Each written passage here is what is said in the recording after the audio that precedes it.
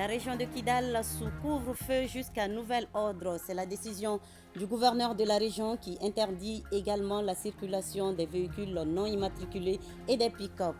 Prendre en compte le genre et les TIC dans les programmes de formation scolaire au niveau du cycle secondaire au Mali, cela dans le but de combler le fossé entre les sexes dans le monde de la technologie et des sciences. Explication à suivre dans ce journal. Jeudi 21 décembre. Madame, Monsieur, bonjour et soyez les bienvenus dans ce trésor que nous ouvrons avec des nouvelles de nos FAMA. Hier, mercredi 20 décembre 2023, le poste FAMA de Dinangourou, cercle de Koro, a été attaqué par des terroristes. Les évaluations sont en cours. Le chef d'état-major général des armées demande aux populations de garder leur calme. Les FAMA, fidèles à leur mission de sécurisation des personnes et de leurs biens, mettront tout en œuvre pour la préservation de l'intégrité territoriale du Mali.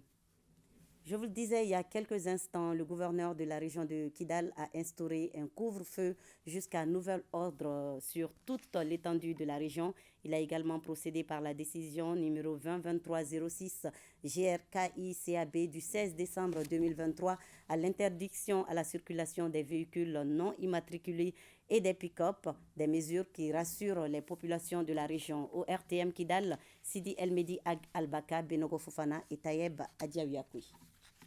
À Kidal, le chef de l'exécutif régional général des divisions Al-Haj Gamou, à peine installé, a pris des décisions majeures.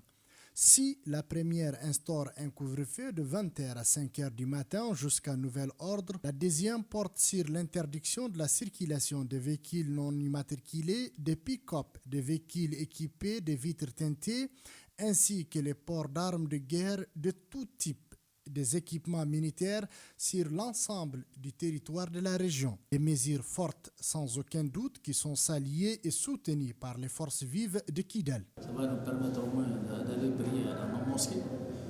Donc ça c'est la deuxième décision. Elle va participer obligatoirement, n'est-ce pas, à l'instauration ou au renforcement de la sécurité dans la ville. Ça c'est clair.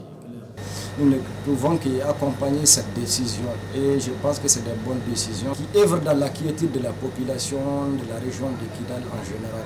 Ces décisions ont été prises dans un contexte où la 8e région retrouve la voie de la normalisation grâce aux FAMA qui procèdent à des fouilles systématiques des véhicules et des motos afin de pacifier toute la région et restaurer l'autorité de l'État. Oh, les décisions ont été prises dans l'intérêt déjà de la population.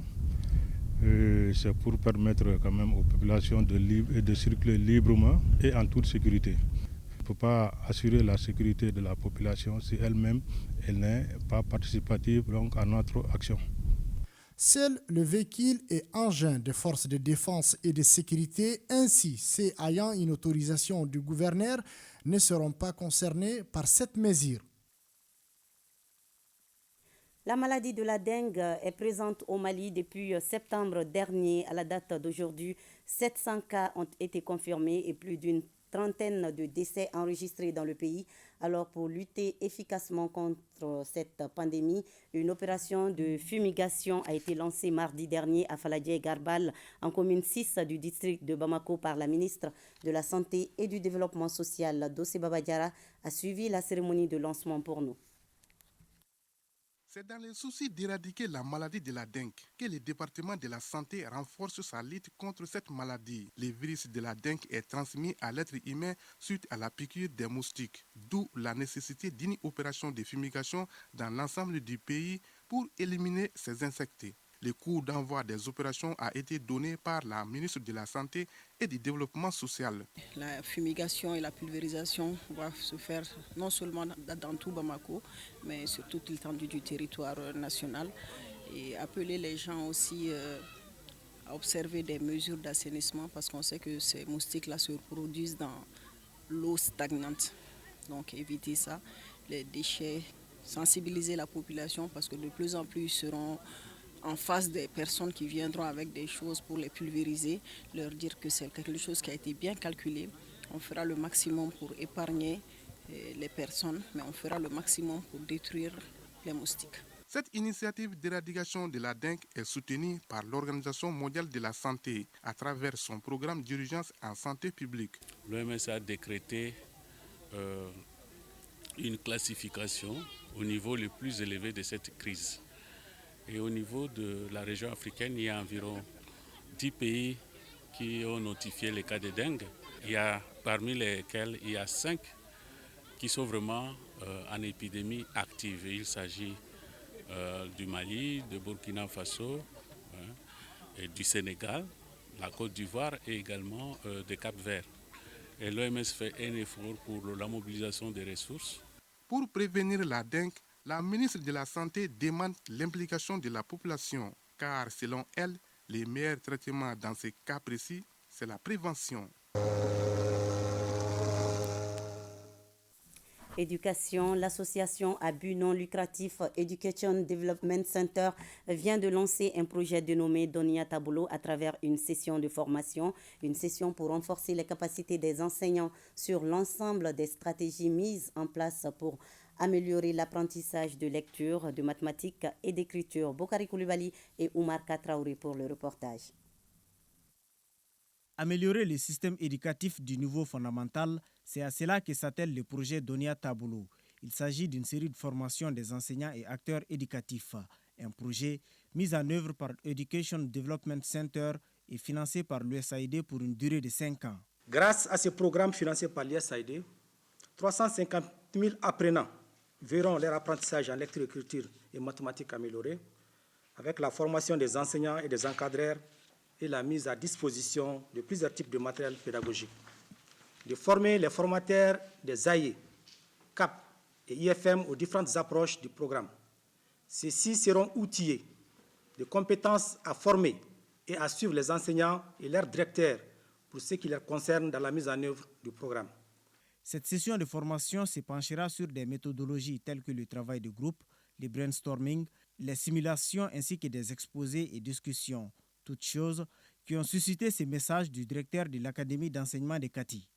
Je m'adresse aux professeurs, aux conseillers pédagogiques qui vont recevoir et aux agents des AE qui vont recevoir la formation pour leur dire d'être très attentifs à tout ce qui va se dire ici. Il y va de leur bonne compréhension de la chose parce que c'est un projet qui va vous accompagner et que vous allez accompagner pendant 5 ans sur des choses extrêmement importante pour la qualité de l'éducation.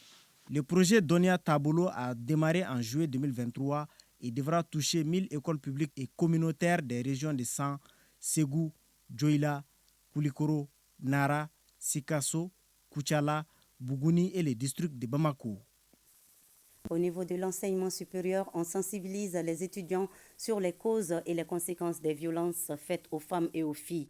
Dans le cadre de ces jours d'activisme, le Programme national pour l'abandon des violences basées sur le genre, en collaboration avec le réseau des femmes universitaires enseignantes du Mali, a animé une conférence débat sur le sujet à l'intention des étudiants de la faculté d'histoire et de géographie. Mariam Koulibaly. Imprégner et sensibiliser les étudiants sur les violences basées sur le genre, c'est l'objectif de cette conférence débat initiée dans le cadre des 16 jours d'activisme contre les violences faites aux femmes et aux filles. Un sujet qui reste d'actualité dans le milieu estudiantin.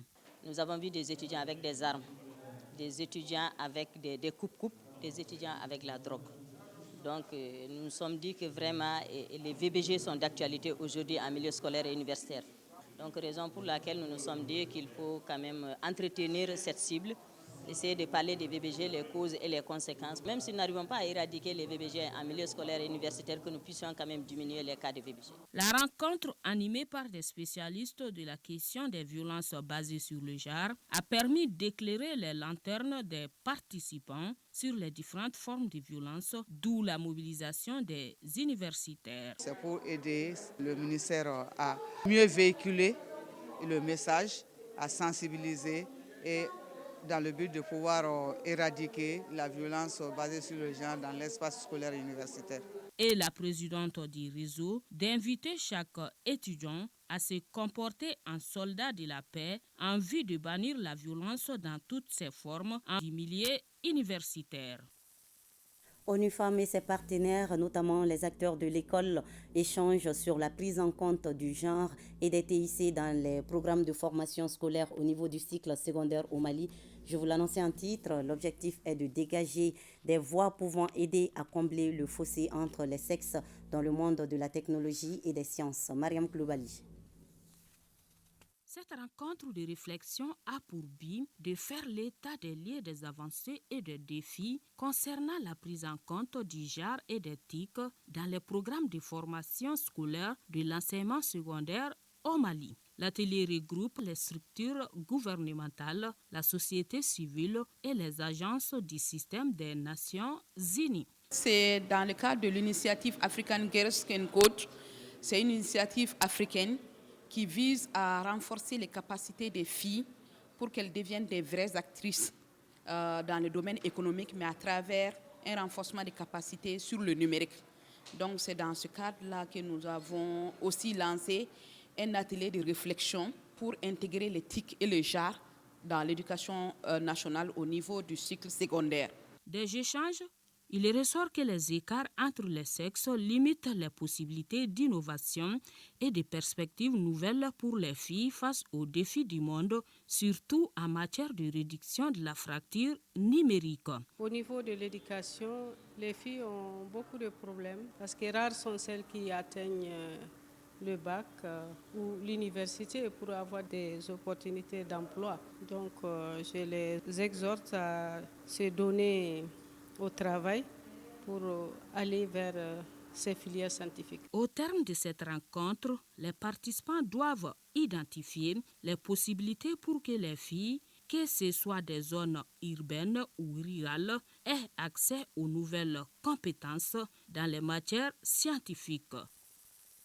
À Ségou, le secrétariat permanent du programme national genre et ONU Femmes ont organisé un atelier sur la collecte et l'utilisation des informations sexo-spécifiques et les données statistiques sur l'égalité des sexes dans le cadre de l'autonomisation des femmes. Cette formation de 5 jours a regroupé les représentants des directions nationales sectorielles des ministères en charge de l'autonomisation des femmes. Reportage Fousseini Samaki. La mise en œuvre du dispositif de collecte et de l'utilisation des informations sur le rapport homme-femme ainsi que les données statistiques sur l'égalité des sexes au Mali demeurent des défis à relever. D'où la tenue de ce cadre d'échange initié par le secrétariat permanent de la politique nationale genre en partenariat avec ONU Femmes à Ségou. L'utilisation des données et des informations sensibles au genre ou encore de la sexospécificité avec une bonne application, contribue réellement à changer la vie de milliers de personnes, particulièrement des hommes et des femmes, des filles et des garçons, à travers tous les politiques, programmes et dans tous les secteurs.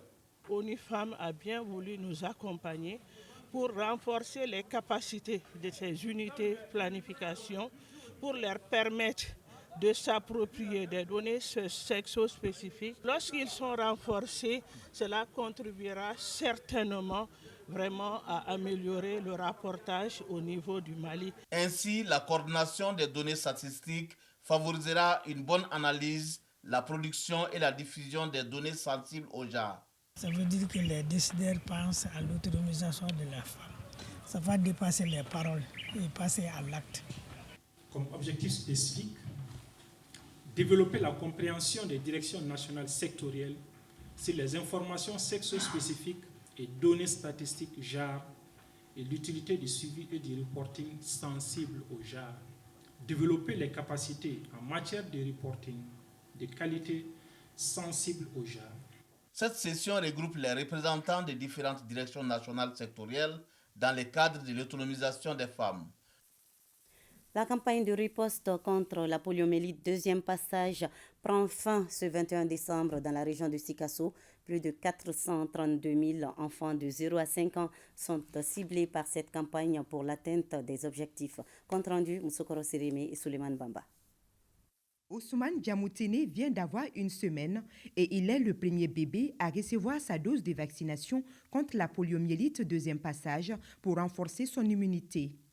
La campagne de riposte est ainsi lancée dans le district sanitaire de Sikasso pour 4 jours et cible 432 805 enfants de 0 à 59 mois, y compris ceux déjà vaccinés par la routine ou les campagnes précédentes. Le premier passage, malheureusement, a marqué nos différents efforts. Nous avons pu faire une couverture de 87%. L'objectif était de 95%.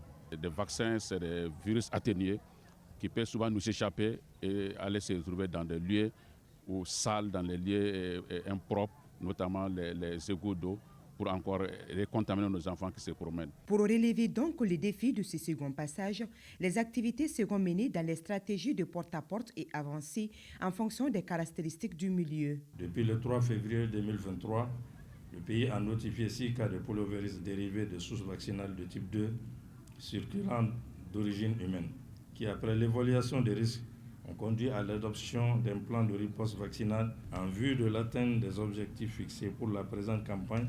Je vous invite à une mobilisation totale afin de vacciner 100% des enfants de moins de 5 ans dans la région. La couverture vaccinale administrative en VPI2 reste encore faible, 69% en 2022 et 77% au premier semestre 2023 pour les régions du sud du pays. Au total, 585 équipes de vaccination et plus de 800 mobilisateurs sociaux vont être déployés sur le terrain dans la région de Sikasso pour vacciner les couches cibles et informer les parents d'enfants sur la nécessité de cette campagne dont l'objectif est de réduire la mortalité et la morbidité liées à la poliomyélite. Nous restons à Sikasso et toujours avec Moussokoro Sérémé et Souleymane Bamba pour parler de la session d'interpellation du CCAP, Comité régional de contrôle citoyen de l'action. Compte rendu donc. La gestion de base et de la fiscalité, la bonne tenue de la documentation, les techniques de boulangerie et de pâtisserie et le processus de dédouanement des marchandises.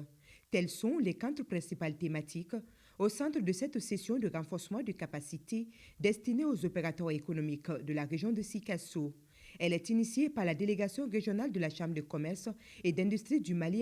Nous sommes allés fréquemment dans les cercles à mission et nous avons toujours les petites incompréhensions entre les commerçants et l'administration à Sikasso.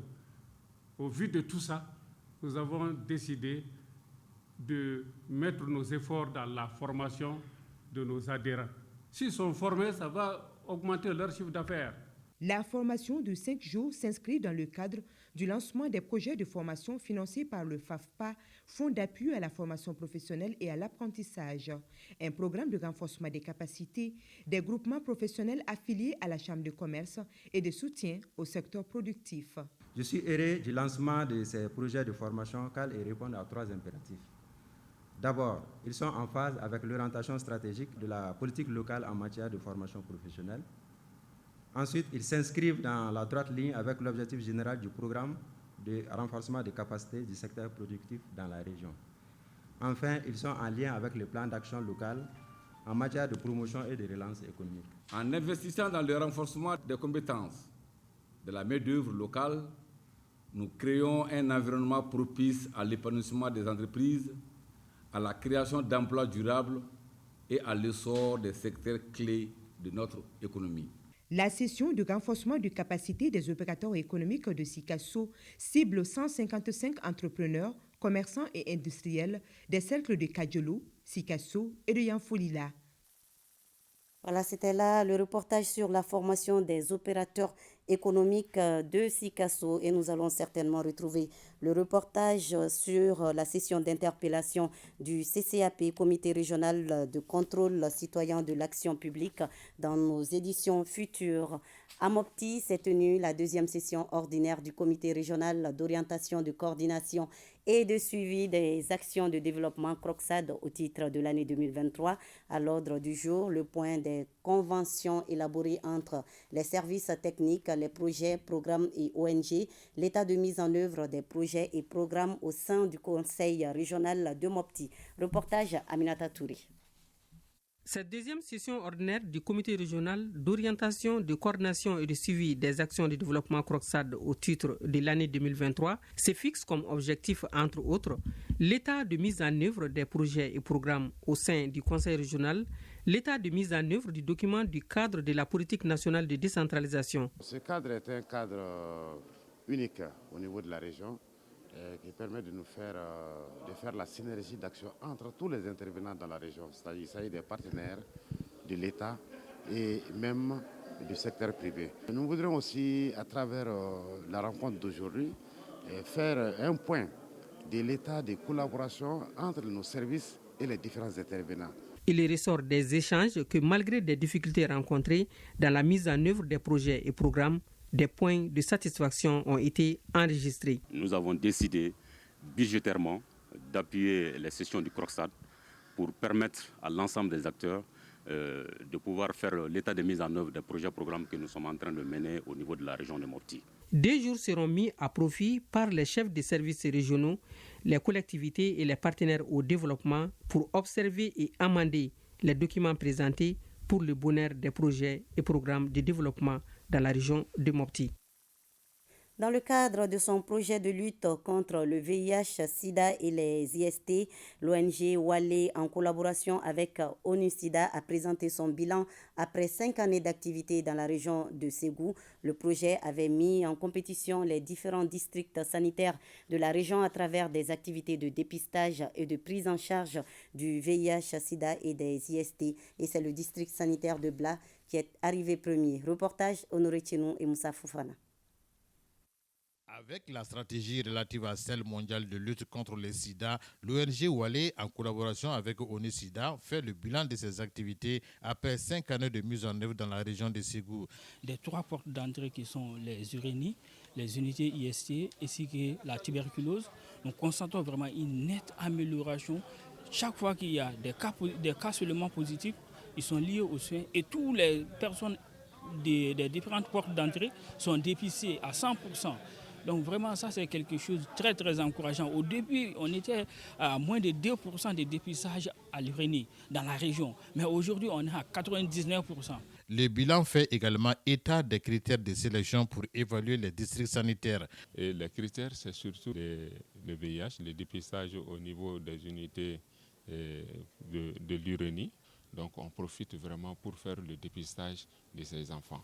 Donc une fois que cet enfant est dépisté, on profite pour faire le dépistage dans la fratrie. Par rapport à toutes ces chaînes de dépistage, il y a des pourcentages par rapport à ça. Donc la cotation varie, les points varient de 1 à 6.